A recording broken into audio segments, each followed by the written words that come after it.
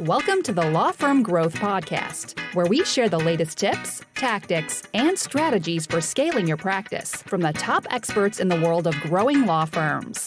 Are you ready to take your practice to the next level? Let's get started.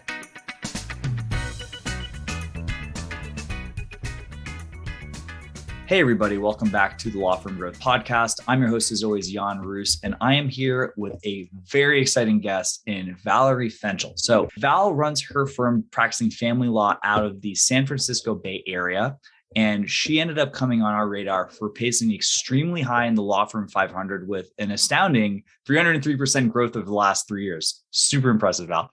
Thanks for coming on the show.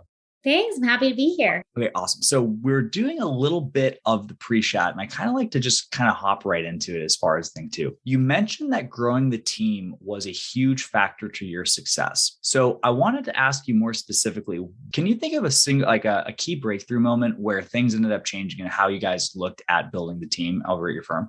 Yeah, I think once my main focus was finding a managing attorney, everything really fell into place.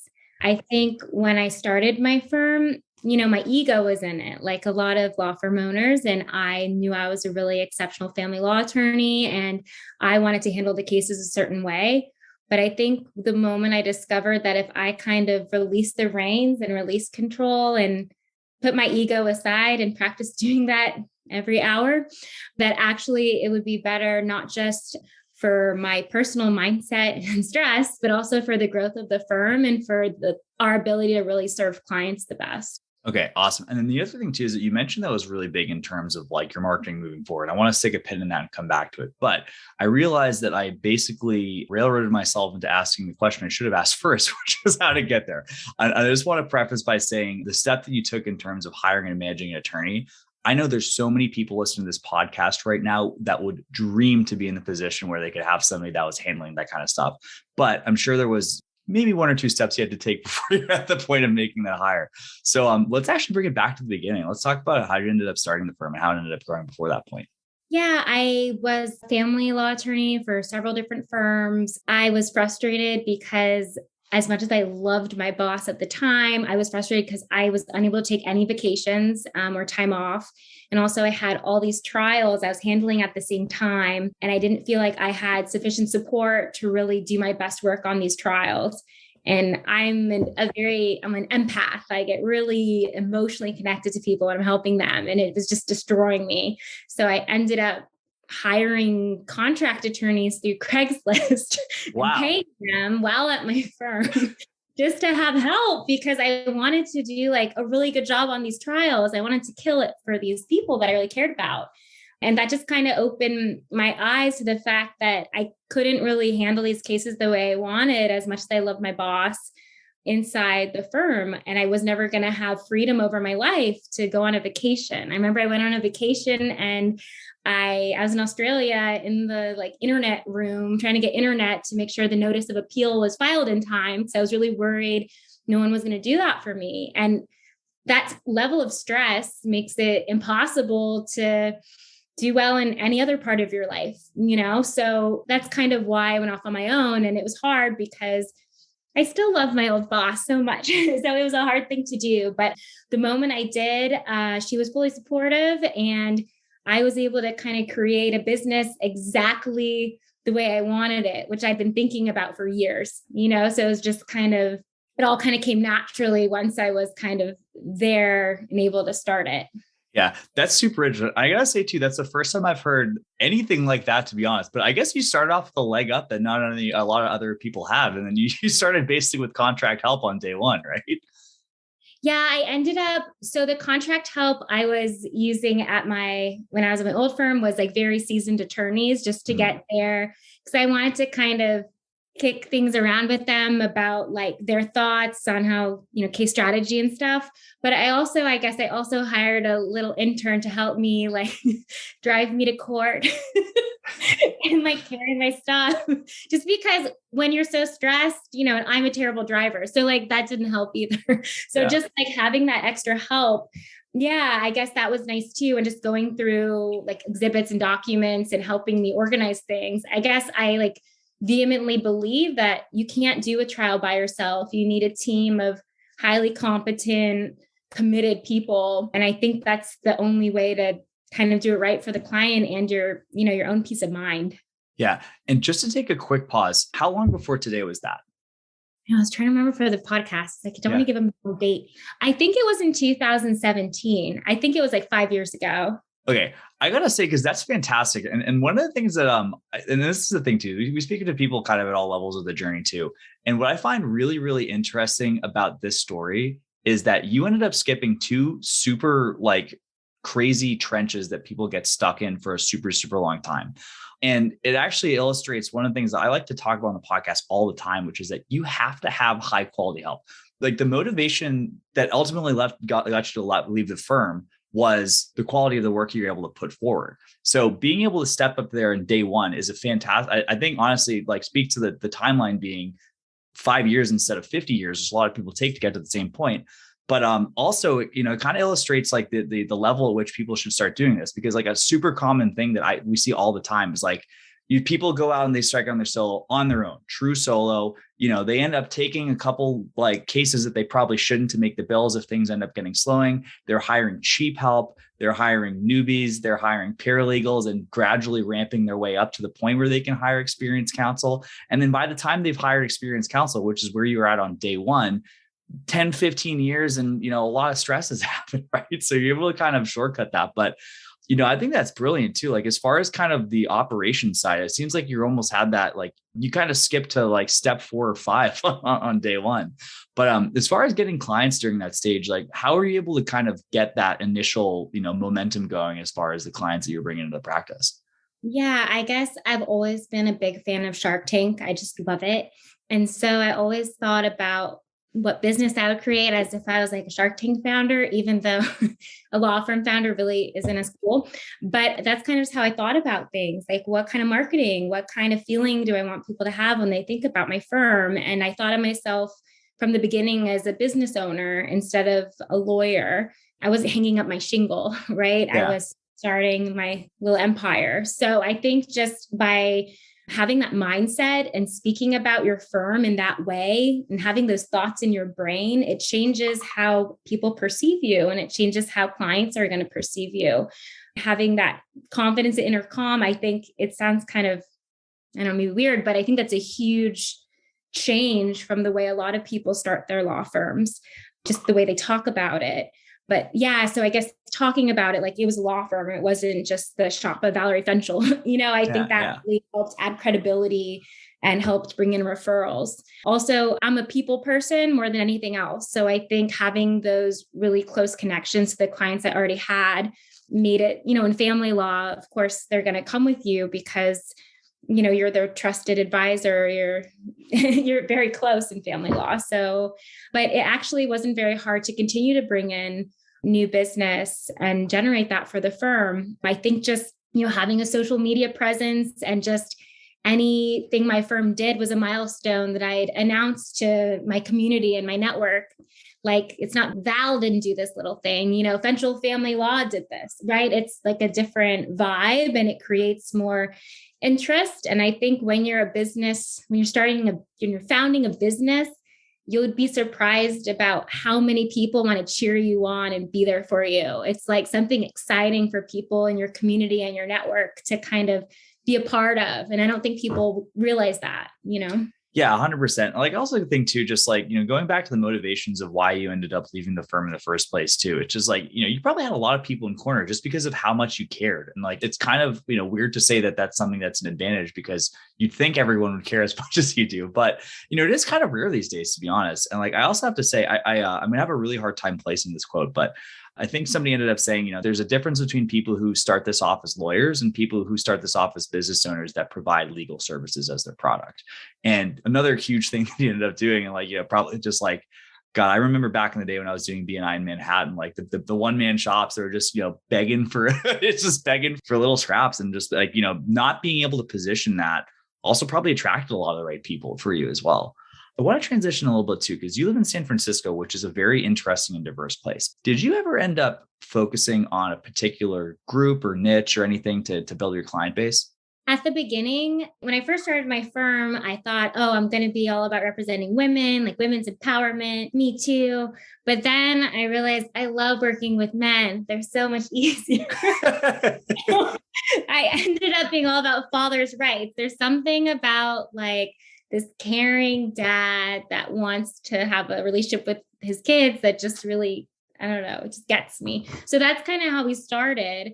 But now, honestly, with our managing attorney, Abby came from Silicon Valley working on complex high net worth cases with dividing tech companies and stuff. So she shares my, love of helping the fathers and getting custody of their kids, but she also loves these more complex cases. So we've kind of moved forward in a way as far as how we're, the kind of cases we're bringing in. So everything's kind of organic and fluid, I think, with the business.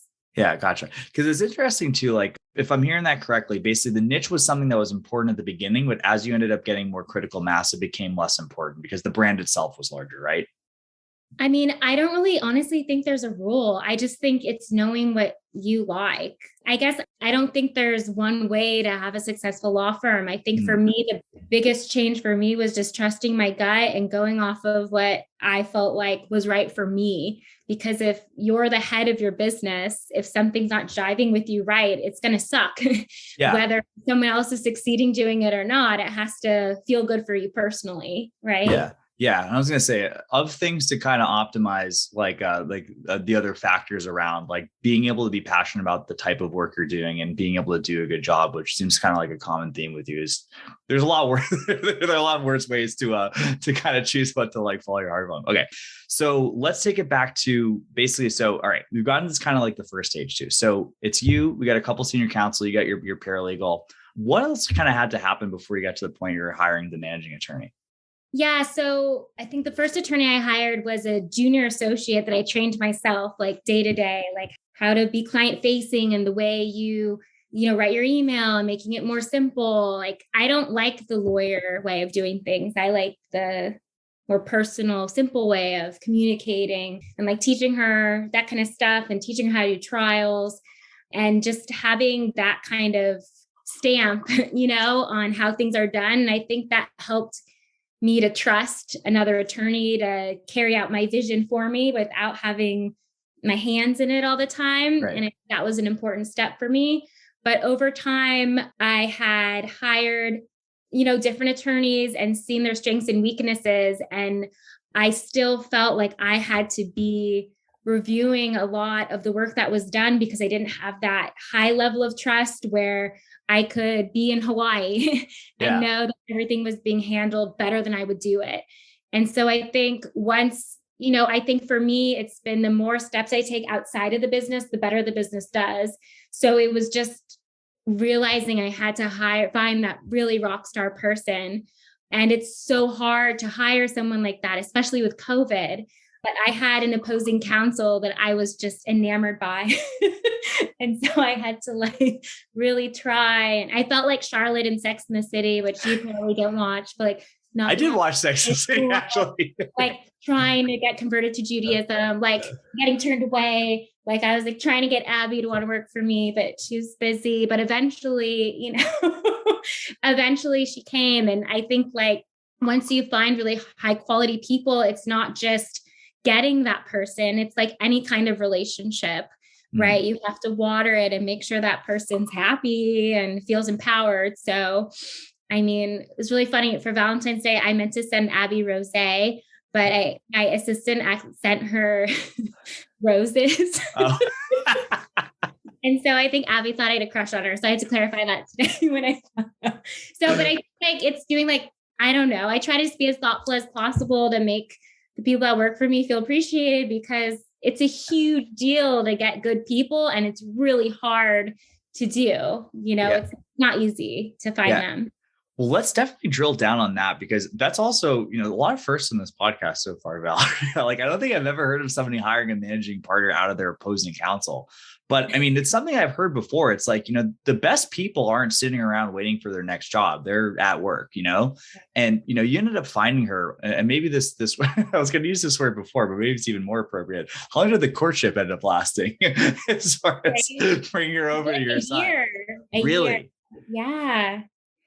I feel like if someone comes into my life and I admire and deeply respect them, it's a huge indicator to me that I want to keep them in my life. And I don't care if they're working for me or if they're my friend or whatever. I think you want to cultivate those kind of relationships. It's better for you in general. So if someone says no to me, that's okay. I'm still here. Yeah. It seems like you get your woman too. I was going to say, you always get your man, but a year is no joke. I'm sure that was, more or less, there wasn't just probably the one event and, to touch cross paths every 6 months. It's like, really, really steady and focused effort. But, it seems like it's absolutely been taking off since then.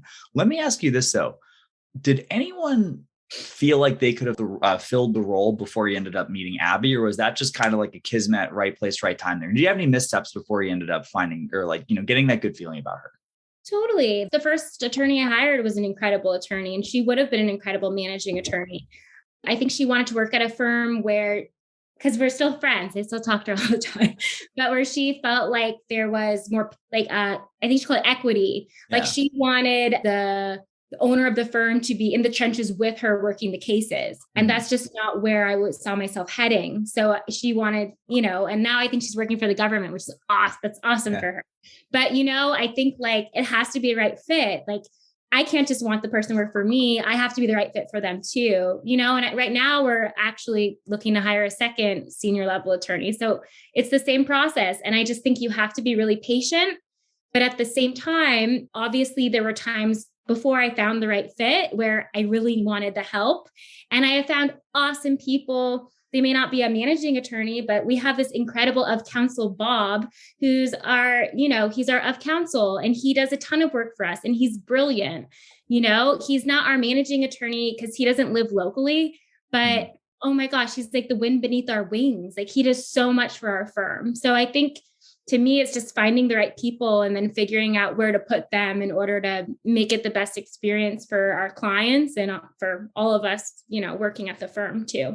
Yeah. I kind of want to circle back too, because I know you mentioned earlier about being an empath, right? And I think it's such an interesting perspective because you're not only taking that perspective of your clients, but also of your employees, which is such an important thing to do.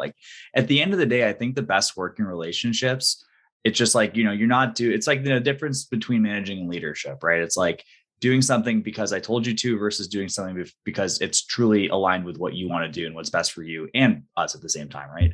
But that's fantastic. And, you're going through these different positions. And you mentioned earlier that you're letting go of these things progressively and the firm's getting to a better place. I'm sure there's some pretty serious systems that go into it, but I'm also sure there's some pretty serious mindset stuff that goes into being able to do that.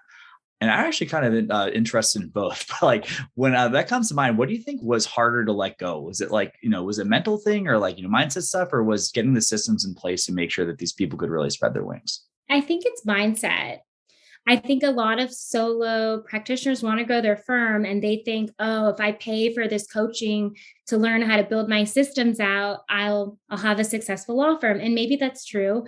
But for me, until I started having the right mindset, I don't think any system would have helped because the system's flat. It just exists. Right. You have to actually have the mentality of being a leader and, CEO of your company rather than an attorney that's hiring, mediocre people to try to get them to build your firm or whatever you're doing. And I think the mindset was really hard for me.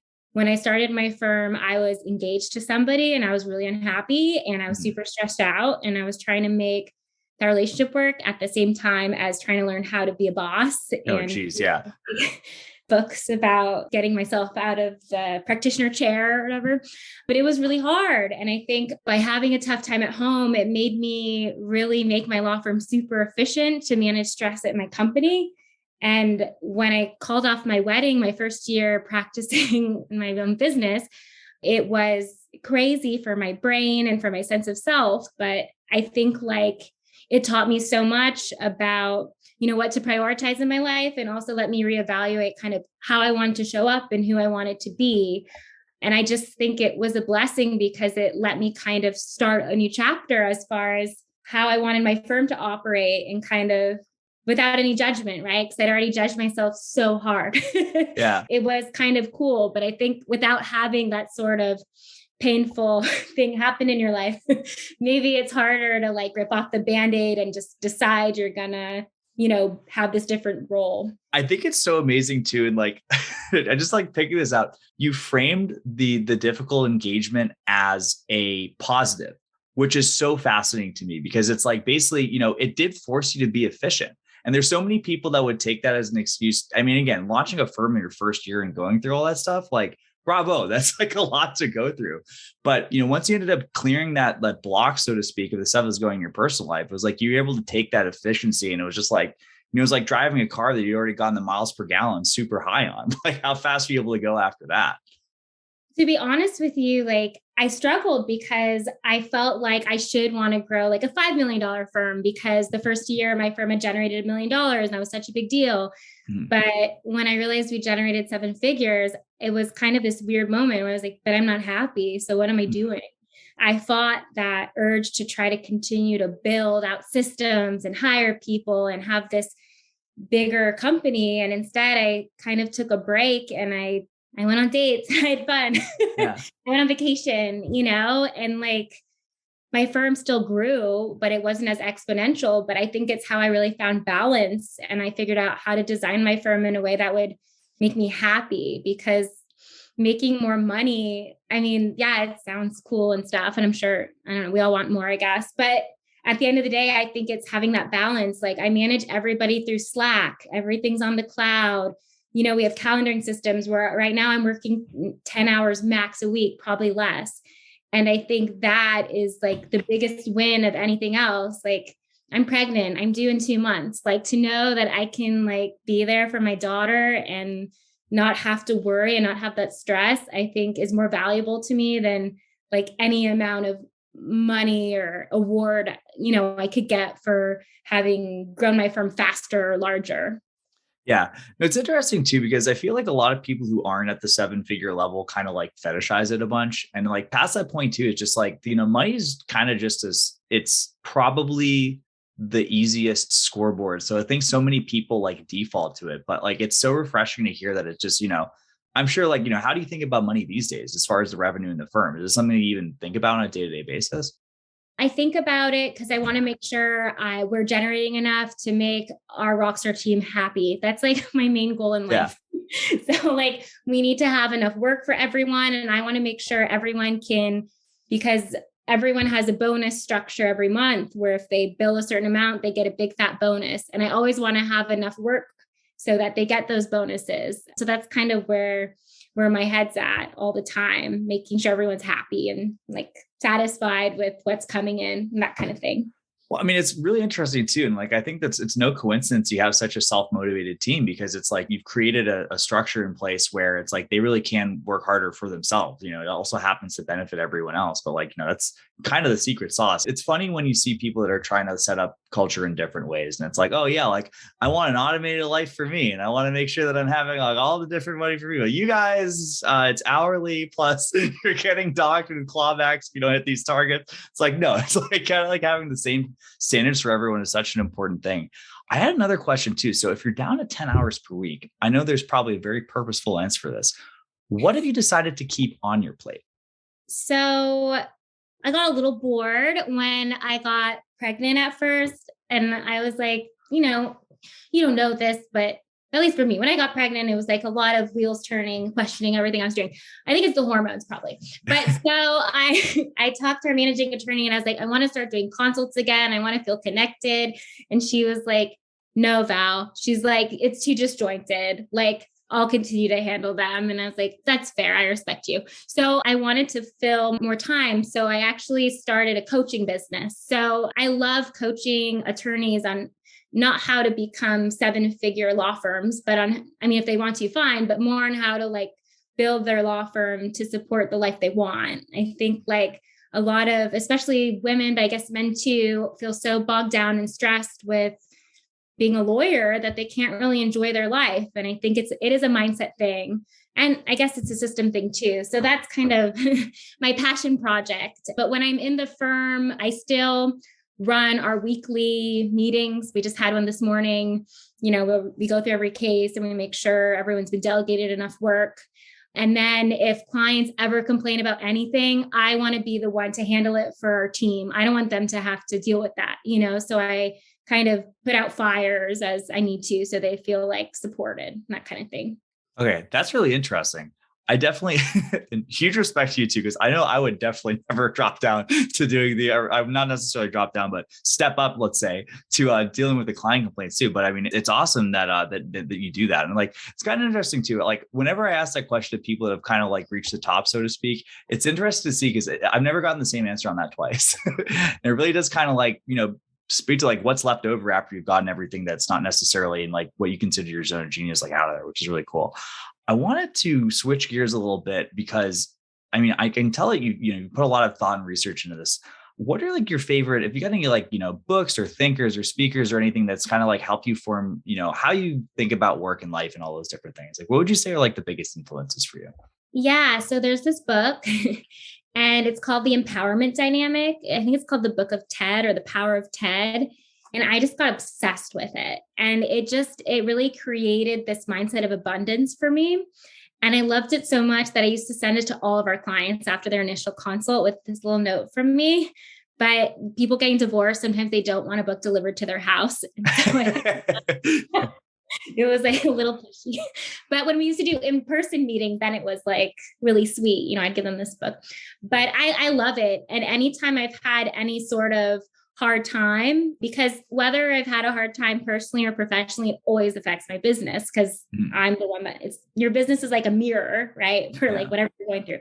So I always reread the book, and it even comes with like a little workbook. And I forget the author's name now. It's David something, but I made friends with him and he would like give me discounted books, and he loved that I was like giving it to my clients. But I think that book, it's not about how to build out a company or anything like that, but it really changes your mindset to make you recognize how much power you have to really create the life you love. Now, not to get bogged down in, the drama of other relationships you might be having that might be hurting your ability to create the life you want. Okay. I've actually never, so The Empowerment Dynamic. Yes. Okay. I think it's The Power of Ted, and Ted is the empowerment, D dynamic. I got to add that to my reading list, Valerie. But that's super cool. I mean, it's also interesting too, because it's like, you'll hear people say this from time to time, though, just like, all business development is personal development at the end of the day. Good luck running, a 7-figure practice if you don't have the presence of mind another thing too, is just like, I think for people that end up staying small, it's like a lot of the times too, is because you're not going to see the option that can take you to the next level if you're certain that it isn't your fault. Or like people do a lot of things. I mean, the kind of gymnastics that you can see people do just to be ego protective is kind of insane. But like using the term empowerment, like broadly, not having read the book, but just like, I think like one of the most empowering things too, sometimes is scary, but also empowering, is just being able to take ownership of what's happening in your life and seeing what you can do as opposed to other stuff too. And it seems like you've done a really fantastic job of doing that. Yeah. I think it's like having perspective, right? Like, I don't know, in family law and in my personal life, like I've dealt with people threatening to kill themselves, or I've dealt with people that really needed to go to rehab or whatever it is, right? And so instead of complaining about a little thing in your business, I think it's always having that perspective of what's a real problem and what's a obstacle that can just make your firm stronger and better by learning from it. And I think that's why, I know you think it's weird, baby, but it is why I like to handle the client issues, because I think that's the heartbeat of what you could be doing to improve your business, right? Like my attorneys, like they have a client complains about something really little and they're like, oh, they don't know what they're talking about. And it's like, well, let's pretend like they do, because even though I agree you did a great job explaining, and the fact that they're mad about this 0.1 charge, whatever, right? But like at the end of the day, maybe we could do a better job communicating about that work ahead of time in the future. Like there's always something you can learn from negative feedback or something negative that happens. I mean, that's the truth too. And just to be clear, I don't think it's weird. I'm just not brave enough to do it personally. So mad respect, first of all. But I mean, think about it. That's kind of the most genuine feedback that you can get. Like, I know we'd all love to believe that we're as good as our 5-star reviews after we ask somebody to do it. But, people are unvarnished when they're going to go out of their way to tell you about something that's negative. And like, even if they're completely off base for whatever reason, it's like, something was allowed to get to that point. That is something that happened at some point in the business. So, I think that's a really, really awesome approach too. And like, again, major kudos for being able to face that. And also the other things you mentioned, like I completely forgot that you practice intense family law until you mentioned it just now, because you're just such a cheery person. So, I mean, there's something definitely like, you've got some really interesting stuff just in terms of development to get you to that point. So, which is really interesting. I want to pivot a little bit too, because I wasn't aware of the coaching program, but we have a lot of law firm listeners. I'm sure some of them might be a good fit. Tell us more about that program. Like, when did you end up launching that? What's kind of the right person for that? Like, tell me a little bit more about that. Yeah. So I really wanted to help other lawyers grow their firms in a way that's, I don't want to say it's easy because that sounds so tacky, but just in a way where you're not grinding. I never felt like I had to grind, and I don't think you have to grind running a law firm. I think that courage you have from quitting your job as an associate attorney and starting your own business is huge. But once you take that step, I feel like a lot of attorneys put back on that like coat of stress and like that same workload and that same stress they had as an associate attorney, they bring to running their firm. And I don't think it has to be that way. So this year, actually, I've launched the coaching program, and it's so cool to be able to have that one-on-one relationship with other lawyers and really help them figure out what they're spending their time doing and how to kind of delegate tasks and how to hire the right people in order to have the life they want. And I say I work 10 hours a week, and most people I talk to, they say they don't want that. They still want to have more of a hold on their business. And that's okay too. There's no one right way, I think, to run the law firm. It's just kind of getting in touch with what works for you and what makes sense for you. So it's kind of more of a personal approach. Yeah, no, that's interesting. And is there like any sort of like a public link that people, I mean, you guys taking clients? I don't know. Yeah, I'm really picky. Should be an application. No, I haven't. We can get it in the show notes too if you want to get that to the producer afterwards. But it's just powerhouselawyer.as.me is how you can schedule a consult with me. But yeah, I guess for me, I don't really want a high volume of clients.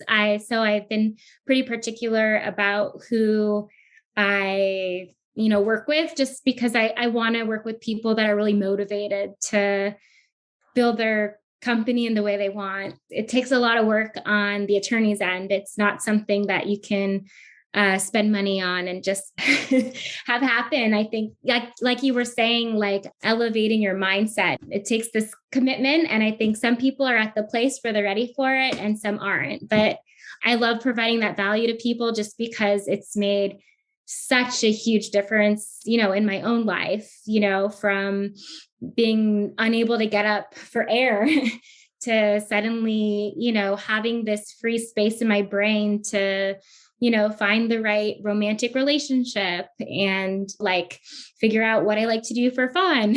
Yeah. Because I think, when you're a lawyer and you're grinding, at least for me, I didn't have the space to really think about what I wanted for my life because I was so focused on just making sure I was, billing the hours and doing the best job possible for my clients. And I think it's hard for those two things to coexist at the same time. Yeah, I couldn't agree more. And I think it was like an interesting metaphor you used about like, putting on the coat of stress, because it's like, it's kind of scary just looking at a calendar and be like, yeah, I got nothing. What do I want to do?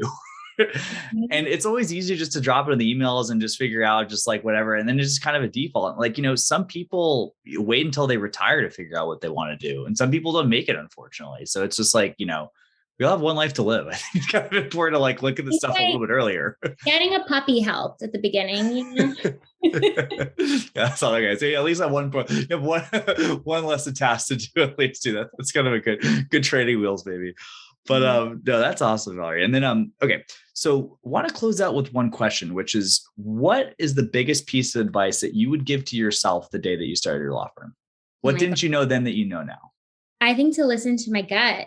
I think that like I would tell myself that you already know what you should do and you don't need anyone to confirm that for you. Because I think for me, maybe it's just how my brain works. I don't know. But whenever I'm starting something new, I feel like I have to pull all my friends, you know, like, what should I call my firm? What do you guys think? I had to ask like 20 people. I had to have these mass emails because it's like, I think it's like learning how to use a new muscle, you know, Right. like learning how to run a business is such a different set of skills that at first, I don't think I had confidence that I would be good at those skills. When I think the truth is that being a really empathetic person, understanding people, and honestly, a lot of the traits that I had being a female kind of that I was told in law school and in internships would make me a shitty lawyer.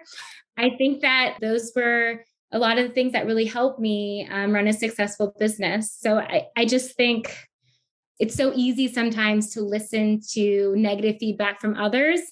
And I guess advice is impossible because when you get negative feedback, it's hard to not really focus on it. But I think that if you yourself have that confidence and self-esteem to listen to your gut, I think that's when your business will start being successful. Because if you're the captain of your ship and you're doubting yourself all the time, that's a recipe for disaster.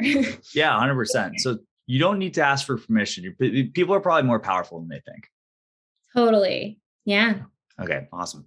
Valerie, thank you so much for this interview. This is really great energy. I love this. Had a lot of fun with this. And then we'll get the show notes for anyone who wants to. Well, again, I know this is kind of out of left field. Don't want to inundate you with that stuff, but at least if it's interesting, reach out. But yeah, for everybody else, I will see you guys next Tuesday at 8 a.m. Eastern on the Law Firm Growth Podcast. Thank you for listening to the Law Firm Growth Podcast. For show notes, free resources, and more, head on over to casefuel.com/podcast. Looking forward to catching up on the next episode.